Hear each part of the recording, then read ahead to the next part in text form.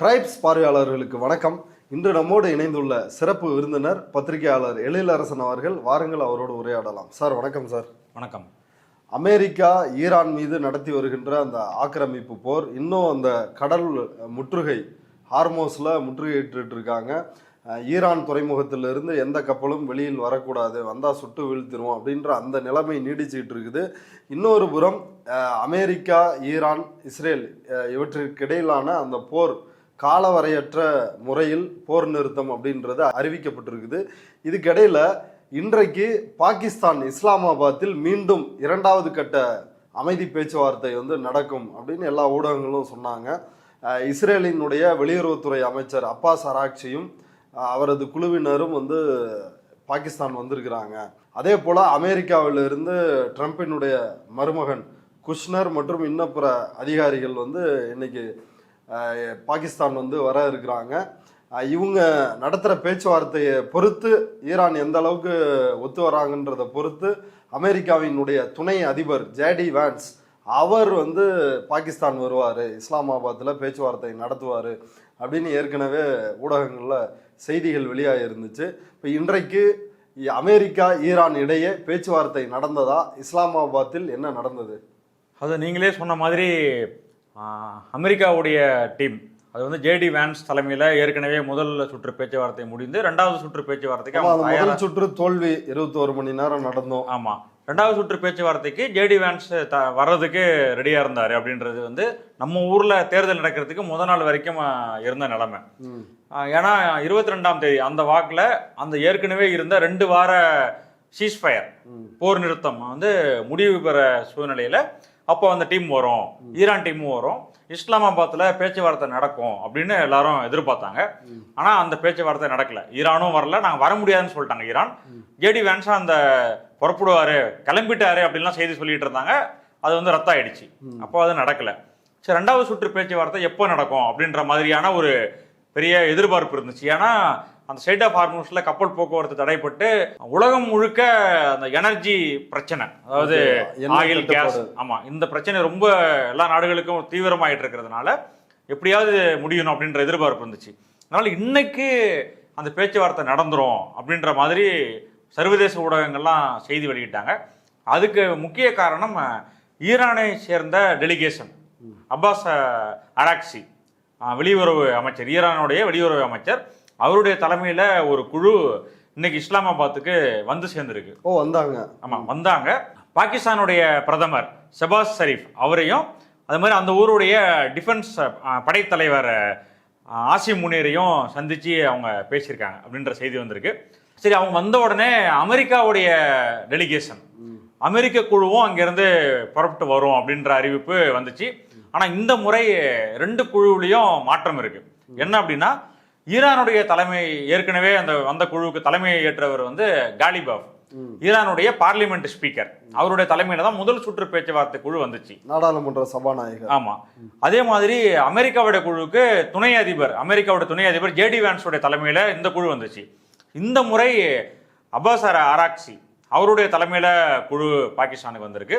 அதே மாதிரி ஜேடி வான்ஸ் வரமாட்டாரு, சிறப்பு பிரதிநிதி, ட்ரம்ப்புடைய மிடில் ஈஸ்டுக்கான சிறப்பு பிரதிநிதி விட்காஃப் அவரும் அவருடைய மருமகன் குஷ்னர் அவங்க 2 பேர் தான் வருவாங்க, ஜேடி வான்ஸ் வரமாட்டார் அப்படின்ற செய்தி வந்துச்சு. இப்போ இவங்க அராக்சி ஈரான் தரப்புல அவங்க இஸ்லாமாபாத்துக்கு இவங்களை சந்திச்சு இவங்களுடைய கருத்துக்களை முன் வச்சிருக்காங்க. அதாவது எங்களுடைய அப்சர்வேஷன்ஸை நாங்கள் முன் வச்சிருக்கோம் அப்படின்னு அவங்க தெரியப்படுத்தினாங்க. சரி, அவங்க பேச்சுவார்த்தை நடத்திட்டு, ஆனால் அவங்க பேச்சுவார்த்தை நடக்கும்போது இன்னொரு செய்தி வெளியே வந்துச்சு. நேரடியான பேச்சுவார்த்தை ஈரானுக்கும் யூஎஸ்க்கும் நடக்காது, அமெரிக்காவுக்கும் ஈரானுக்கும் டைரக்ட் டாக்ஸ் இருக்காது அப்படின்ற செய்தியும் வெளியே வந்துருச்சு. அது யார் சொன்னாங்க அப்படின்னா, ஈரானுடைய ஃபாரின் மினிஸ்ட்ரியோட ஸ்போக் பர்சன் அவரே சொல்லிட்டாரு, டைரக்ட் டாக் கிடையாது அப்படின்னு சொல்லிட்டாரு. நேரடி பேச்சுவார்த்தை இன்னைக்கு நடக்கல. ஆமா, அப்படின்னு அவங்க முன்னாடியே சொல்லிட்டாங்க. ஸோ அப்படின்னா என்ன எல்லாம் நினைச்சிட்டு இருந்தோம் அப்படின்னா, இவங்க அவங்களுடைய கருத்துக்களை பாகிஸ்தான் தலைவர்களுக்கு முன் வச்சுட்டு போயிடுவாங்க. அதற்கு பிறகு அமெரிக்கா குழு வரும், அவங்கள்ட்ட இந்த கருத்துக்களை முன் வச்சு இந்த பேச்சுவார்த்தை நடக்கும். அதாவது ஒரு பாகிஸ்தான் தான் அமெரிக்காவுக்கு கன்வே பண்ணும் அப்படின்ற மாதிரி நம்ம நினைச்சிட்டு இருந்தோம். ஆனா இப்போ நம்ம இந்த பேட்டி எடுக்கிறதுக்கு சில நிமிடங்களுக்கு முன்பு என்ன தகவல் அமெரிக்காலேருந்து வந்திருக்குன்னா, ட்ரம்ப் யுஎஸ் டெலிகேஷனை, அதாவது அமெரிக்கா குழுவோடைய பயணத்தை திடீர்னு ரத்து பண்ணிட்டாரு அப்படின்ற செய்தி இப்போ வந்திருக்கு. அப்படின்னா பேச்சுவார்த்தை, மறைமுகமான பேச்சுவார்த்தை கூட இப்போதைக்கு சாத்தியம் இல்லை அப்படின்ற நிலைமை இப்போ வந்திருக்கு. ஸோ இதுதான் இவங்க கருத்தை சொல்லிட்டு போயிட்டாங்க அப்பாஸ் அராக்சியும். அதாவது அதுல இன்னொரு விஷயம் கவனிக்க வேண்டியது என்னன்னா, அராக்சி வர்றது வந்து இந்த விஷயத்துக்காக நாங்க பேச்சுவார்த்தை நடத்த வரோம் அப்படின்ற மாதிரி அவங்க சொல்லவே இல்லை.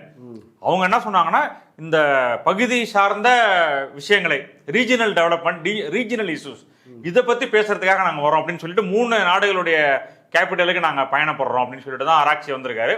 ஒன்னு வந்து இஸ்லாமாபாத், இன்னொன்னு வந்து மஸ்கட், இன்னொன்னு மாஸ்கோ. இந்த 3 நாடுகளுக்கும், ரஷ்யாவுக்கு, மஸ்கட்டுக்கு, இங்க மட்டும் தான், இந்த 3 நாடுகளுக்கு நாங்க வரோம் அப்படின்றத அந்த பயணத்தை அவங்க அறிவிச்சுட்டு அவங்க புறப்பட்டாங்க. இந்த பேச்சுவார்த்தைக்காக நாங்க வரோம் அப்படின்னு கூட அவங்க சொல்லல. சோ அவங்க இப்போ இஸ்லாமாபாத்ல இருந்து புறப்பட்டாங்க, பேச்சுவார்த்தை நடந்து கிளம்பிட்டாங்க, அவங்க மஸ்கட்டே வந்து லேண்ட் ஆயிட்டாங்க. ஸோ இப்போ இந்த நேரத்தில் இந்த செய்தி அமெரிக்காவுக்கு போன உடனே தான் அங்கே ட்ரம்ப் இந்த பயணத்தை ரத்து பண்ணிட்டாரு. அமெரிக்கா குழு கிளம்பவே இல்லை, ஸோ ரத்து பண்ணிட்டாங்க. இதுல வந்து அமெரிக்கா அப்படி தயாரா இருந்தும் ஈரான் புறக்கணிப்பதற்கான காரணம் என்ன? அந்த ஹார்மோஸை அவங்க வந்து கடற்படை வந்து முற்றுகையிட்டு இருக்கிறது, அதுதான் காரணமா? என்ன காரணம்? இல்லை, ஆக்சுவலா இந்த பிரச்சனையை நம்ம இன்னும் கொஞ்சம் டீப்பா பார்க்கணும் அப்படின்னா, அமெரிக்கா வந்து ஈரான் மேல ப்ரெஷர் ஏத்துறாங்க. எப்படி ப்ரெஷர் ஏத்துறாங்க அப்படின்னா, இந்த கப்பல் போக்குவரத்து, ஈரான்ல இருந்து வெளியே வரக்கூடிய ஆயில் கேஸ்லாம் வந்து தடை பண்ணிட்டா ஈரானுக்கு வர்த்தகம் நடக்காது. அப்போ அவங்க பொருளாதாரம் பெரிய அளவுக்கு பாதிக்கப்படும், மக்கள் ரொம்ப பிரச்சனைக்கு உள்ளாவாங்க. அது வந்து ஈரானுடைய ஆட்சியாளர்கள் மேல ஒரு அழுத்தத்தை ஏற்படுத்தும் அப்படின்றது. அதனாலதான் இவங்க அந்த கடற்படை முற்றுகையே கொண்டு வந்து இதுல அமைச்சிருக்காங்க, ஸ்டேட் ஆஃப் ஹார்முஸ்ல. இது ஒண்ணு. ரெண்டாவது, ட்ரம்ப் இப்ப இந்த ட்ரிப்பை கேன்சல் பண்ணிட்டு ட்ரம்ப் வந்து ட்ரூத் சோசியல்ல போஸ்ட் பண்ணியிருக்காரு. என்ன பதிவு பண்ணியிருக்காரு அப்படின்னா, இது வந்து வேஸ்ட் ஆஃப் டைம், அதாவது டிராவல் பண்ணிட்டு வர்றது வந்து இந்த பயணம் வந்து நேர விரயம் அப்படின்னு சொல்லிட்டு இன்னொரு கருத்து அவர் ஏற்கனவே அமெரிக்கா தரப்புல இருந்து சொல்லிட்டு வர கருத்தை அவர் சொல்லியிருக்காரு. அது என்ன அப்படின்னா, ஈரான் தலைவர்களுக்குள்ளார ஒற்றுமை இல்ல, ஒற்றுமை. ஐஆர்ஜிசி தனியா செயல்படுது, அதாவது இஸ்லாமிய புரட்சிகர காவல் படை. ஆமா, அவங்க தனியா செயல்படுறாங்க. ஆனா ஈரானுடைய பார்லிமெண்ட் ஸ்பீக்கர், அவங்கெல்லாம் ஆட்சியாளர்கள்லாம் அவங்க தனியா செயல்படுறாங்க. பவர் சென்டர்ஸ் வேற வேறையா இருக்கு. இந்த படை ஒரு பவர் சென்டராகவும் ஆட்சியாளர்கள் ஒரு பவர் சென்டராகவும் இருக்காங்க.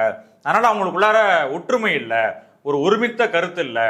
அதனால யாருகிட்ட நம்ம பேசுறதுன்னு தெரியல, யாருகிட்ட நம்ம கருத்துக்களை பெறுறதுன்னு தெரியல அப்படின்ற மாதிரியான ஒரு தகவலை ரொம்ப நாளா சொல்லிட்டு இருக்காங்க. அதுக்கு ஈரான் தரப்புல இருந்து நேத்து முந்தா நாள்லாம் தொடர்ந்து மறுப்பு வந்துட்டு இருக்கு. அது காலிபாஃபே அந்த மறுப்பு தெரிவிச்சிருக்காரு. ஈரானுடைய அதிபர் பெஜஸ்கியான் அவரும் அந்த மறுப்பு தெரிவிச்சிருக்காரு. எல்லாம் சோசியல் மீடியால போட்டிருக்காங்க. இப்படி அமெரிக்கா சொல்றாங்க அப்படின்னா, ஈரான்ல 2 குழுக்கள் இருக்கு. ஒன்று வந்து ரேடிக்கல்ஸ், அதாவது ரொம்ப தீவிரமா இருக்கிறவங்க. இன்னொன்று வந்து மாடரேட்ஸ், ஒரு மிதவாத போக்கில் இருக்கிறவங்க. இந்த 2 பேருக்குள்ளார ஈரான்ல ஒற்றுமையின்மை இருக்கு. ஐஆர்ஜிசி வந்து ரேடிக்கல், ஆட்சியாளர்கள் வந்து மிதவாதிகள். ஆனா அதுக்கு வந்து காலிபாஃப் ஒரு பதிவு பெஜஸ்கியானும் போட்டிருக்காரு, காலிபாஃபும் போட்டிருக்காரு. என்ன சொல்றாங்க அப்படின்னா, நாங்கள் வந்து ஈரான்ல வந்து ரேடிக்கல்ஸும் கிடையாது, மாடரேட்ஸும் கிடையாது, நாங்கெல்லாம் ஈரானியர்கள், அவ்வளவுதான். எங்களுடைய தலைவர், எங்களுடைய சுப்ரீம் லீடர் அயதுல்லாவுக்கு கீழே நாங்க ஒன்னா இருக்கோம். ஒரு கடவுள், ஒரு நாடு, ஒரு பாதை அப்படின்னு அவங்க ட்வீட் பண்ணியிருக்காங்க. அந்த பாதை வெற்றி பாதை, அவ்வளவுதான். ஈரானுக்காக நாங்க பேசுறோம், நாங்கெல்லாம் ஒரு தலைமையின் கீழ் ஒற்றுமையா இருக்கோம் அப்படின்னு சொல்லிட்டு எல்லா தலைவர்களும் போஸ்ட் பண்ணிட்டு இருக்காங்க. அதனால இந்த மாதிரி குழப்புற வேலையை அமெரிக்கா கைவிடணும், இதுல ஈடுபடக்கூடாது அப்படின்னு அவங்க சொல்லியிருக்காங்க. இப்போ அதே தான் திருப்பி இன்னைக்கு இந்த ட்ரிப்பை கேன்சல் பண்ணிட்டு ட்ரம்ப் வந்து அதே தான் திருப்பி சொல்லியிருக்காரு. அங்க வந்து தலைவர்களுக்குள்ளார ஒற்றுமையின்மை இருக்கிறதுனால, யார்கிட்ட பேசுறதுன்னு தெரியாதனால நாங்க போகல அப்படின்னு அவர் சொல்லிட்டு இன்னொன்னு சொல்றாரு, அவங்க எப்ப பேசணும்னாலும் அவங்க செய்ய வேண்டியது ஒன்னே ஒண்ணுதான், எங்களுக்கு கால் பண்ணா போதும் அப்படின்னு சொல்லிட்டாரு. அது மாதிரி போர் வந்து திருப்பி ரிசீவ் ஆகும், திருப்பி மூழும் அப்படின்றதுக்கு அவரு இல்ல அப்படின்னு, சாத்தியம் இல்லை அப்படின்னு சொல்லிட்டாரு. போருக்கு வாய்ப்பு இல்லை, போருக்கு வாய்ப்பு இல்லை அப்படின்னு சொல்லிட்டாரு. அதாவது குப்புற விழுந்தாலும் என் மீசையில வந்து மண்ணு ஒட்டல அப்படின்றத நிரூபிக்கிற மாதிரி தானே ட்ரம்போட பேச்சுகள் வந்து இருக்கு. ஆமா, அதாவது அவர் முதல்ல என்ன சொன்னார்னா, இந்த 2 வாரத்துக்கு சீஸ் ஃபயர் இருந்துச்சு இல்ல, அதுக்கு முன்னாடி நாங்க வந்து ஈரான்ல இருக்கிற பிரிட்ஜஸ் அழிச்சிருவோம், பவர் பிளான்ஸ் எல்லாம் அழிச்சிருவோம், ஈரானே சுத்தமா தரமட்டமாக்கிடுவோம், கற்காலத்துக்கு அனுப்பிடுவோம், நாகரிகத்தையே அழிச்சிருவோம் அப்படின்லாம் சொன்னாரு. பாகிஸ்தானுடைய தலையீட்டு காரணமா அவங்க மீடியேட் பண்ணி இந்த பேச்சுவார்த்தை, இந்த அமைதியை 2 வாரத்துக்கே கொண்டு வந்தாங்க. சரி, அது முடிய போகும்போது அமெரிக்கா மீண்டும் தாக்கும், ஏற்கனவே சொன்ன மாதிரி பவர் பிளான்ஸ், பிரிட்ஜஸ் இதெல்லாம் தாக்குவாங்க அப்படின்றதான் எல்லாரும் நினைச்சாங்க. ஆனா ட்ரம்ப்பே என்ன சொல்லிட்டாரு, இது வந்து அதாவது இன்டெஃபினைட் அப்படின்னா எந்த நேரத்தையும் குறிப்பிடாமல் ஒரு காலவரையற்ற நிலையில இது நீட்டிச்சிட்டாரு இந்த போர் நிறுத்தத்தை. அதனால அப்படி ஒரு தாக்குதல் நடக்கல. சரி, இப்ப பேச்சுவார்த்தை நடக்கும் அப்படின்ற நிலைமையில பேச்சுவார்த்தை நடக்கணும் அப்படின்னா அதுக்கு காத்திருக்கிறது அமெரிக்கா. ஆனா ஈரான் வந்து நீ ஹார்மோஸ்ல இருந்து விலகு. அதுக்கு ஆமா, ஈரானுக்கு இருக்கிறது ஒரே ஒரு கண்டிஷன்.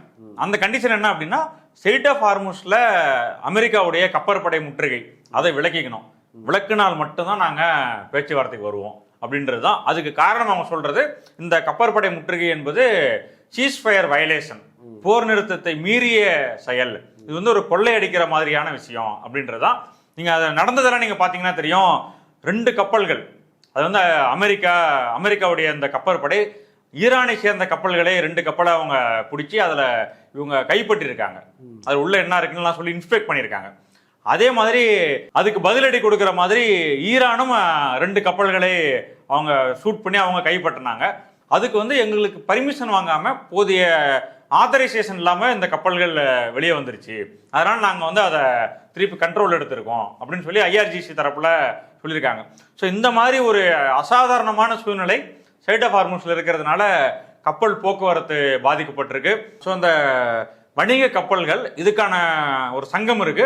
அந்த சங்கத்தினுடைய தலைவர் அவர் பேட்டி கொடுத்திருக்காரு. எங்களுடைய வர்த்தகம் ரொம்ப அளவுக்கு பாதிக்கப்பட்டிருக்கு, இது வந்து குறையும் அப்படின்னு பார்த்தா எஸ்கலேட் ஆகிட்டு போயிட்டே இருக்கு அப்படின்லாம் சொல்லி அவர் ரொம்ப வருத்தப்பட்டிருக்காரு. அமெரிக்காவையும் அவர் குறை சொல்லியிருக்காரு. இந்த பிரச்சனையை முடிச்சு வைப்பாங்கன்னு பார்த்தா அவங்க வந்து நேவல் பிளாக்கேட் அப்படின்ற முற்றுகையை ஏற்றிட்டு அவங்க இன்னும் அந்த பிரச்சனையை பெருசுப்படுத்திக்கிட்டு இருக்காங்க அப்படின்றது அவருடைய வருத்தம். அதே மாதிரி ஈரான் வந்து டால் வசூல் பண்றாங்க, கட்டணம் வசூல் பண்றாங்க கப்பலுக்கு. அது அப்படி ஒரு செய்தியும் வந்திருக்குது. ஆமா, அதாவது இது வரைக்கும் என்ன தகவல் நம்ம எல்லாமே பேசிக்கிட்டு இருந்தோம். ஏற்கனவே அதை வந்து சொன்னது தானே, அவங்க வந்து ஹார்மோஸ் நீரிணை வழியாக கப்பல்கள் போகணும்னா இனி வந்து எங்களுக்கு சுங்கம், அதாவது கட்டணம் வந்து செலுத்தல. அது நம்ம ஏற்கனவே நம்ம அதை பத்தி பேசியிருக்கோம்.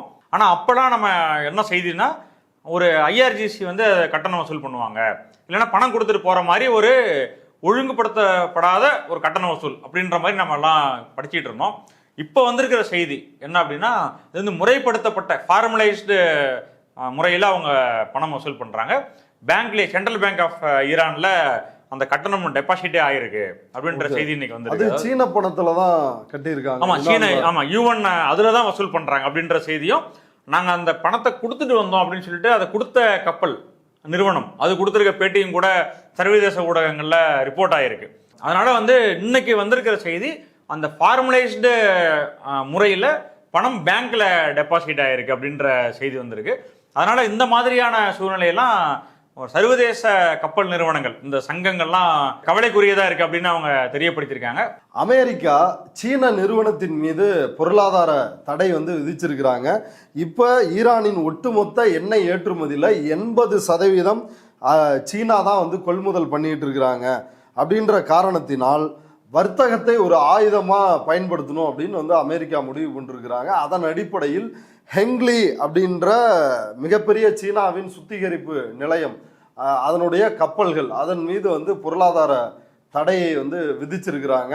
இது என்ன விதமான தாக்கத்தை வந்து ஏற்படுத்த போது, இன்னும் ஈரானுக்கு அதிக டென்ஷனை தானே இது ஏற்படுத்தும். இல்லை, நான் ஏற்கனவே குறிப்பிட்ட மாதிரி அமெரிக்காவுடைய நோக்கம், இப்போதைக்கு இருக்கிற நோக்கம் ஈரானை வந்து பேச்சுவார்த்தைக்கு கொண்டு வரணும் அப்படின்றது. அதுக்கு அவங்க கையில் எடுத்திருக்கிற ஆயுதம் தான் இந்த வர்த்தக போர் அப்படின்னு நீங்க சொன்னீங்களா, ட்ரேட் வார், அதை அவங்க கையில் எடுத்திருக்காங்க. அதை வச்சு அவங்க ஈரான் மேல ப்ரெஷர் போடணும் அப்படின்றது தான். ஏன்னா ஈரானுடைய எண்ணெய் 80% அளவுக்கு சைனாவுக்கு போயிட்டு இருக்கு. அப்படின்னா சைனால இருக்கிற இந்த ஆயில் ரிஃபைனரி, எண்ணெய் சுத்திகரிப்பு நிலையம், அதுல அந்த ஹெங்லி அப்படின்னு நீங்க குறிப்பிட்ட அந்த நிறுவனத்தின் மீது அவங்க தடை, பொருளாதார தடை விதிச்சிருக்காங்க அமெரிக்கா. இது வந்து சீனாவை கோபப்படுத்தியிருக்கு. இந்த மாதிரியான வேலையில அமெரிக்கா ஈடுபடக்கூடாது அப்படின்னு சொல்லிட்டு வாஷிங்டன் அங்க இருக்கிற சீனாவுடைய அம்பாசிடர் அவரே இதுக்கு ஆட்சேபனை தெரிவிச்சிருக்காரு. ஆமா, அவரே அதுக்கு ஆட்சேபனை தெரிவிச்சிருக்காரு. அந்த அளவுக்கு அவங்க ஈரான் இயங்குறதுக்கு காரணமே இங்கேருந்து போகிற பணம் தான், எண்ணெய்க்கான பணம். அது மாதிரி வெளியே தெரியாமல் மறைமுகமாக ஈரானுடைய எண்ணெய் பல நாடுகளுக்கு போயிட்டு இருக்கு. அந்த மாதிரி கப்பல்கள்லாம் கொண்டு போகுது. அதனால தான் அவங்க ஃபங்க்ஷன் ஆகிறதுக்கு, அவங்க ஆயுதங்கள் வாங்குறதுக்கு, நாடு எக்கானமி நடக்கிறதுக்கு, பொருளாதாரம் நடக்கிறதுக்கு இந்த எண்ணெய் பணம் தான் அவங்களுக்கு உதவுது. அதை நாம தடை பண்ணணும் அப்படின்றதான் அமெரிக்காவுடைய எண்ணம். இப்படி வெறும் சீனாவுக்கு மட்டுமா பாதிப்பு? இப்போ கேஸு, ஆயில் எல்லாமே ஹார்மோஸ் வழியாக தான் வரணும் அப்படின்றப்ப உலகமே வந்து மிகப்பெரிய நெருக்கடியில் சிக்க போகுது இல்லையா? இல்லை, நிச்சயமா. அதுக்கு முன்னாடி இதை முடிச்சிடுறேன். அந்த 40 கப்பல்கள் தடை பண்ணியிருக்காங்க. ஆமா, இந்த மாதிரி எண்ணெய் வர்த்தகத்தில் ஈரானோட தொடர்புடைய 40 கப்பல்கள் மீது இவங்க தடை பண்ணியிருக்காங்க, பொருளாதார தடை விதிச்சிருக்காங்க அமெரிக்கா. இதெல்லாம் எதுக்குன்னா ஈரானை முழுக்க முடக்கி வைக்கணும் அப்படின்றதான்.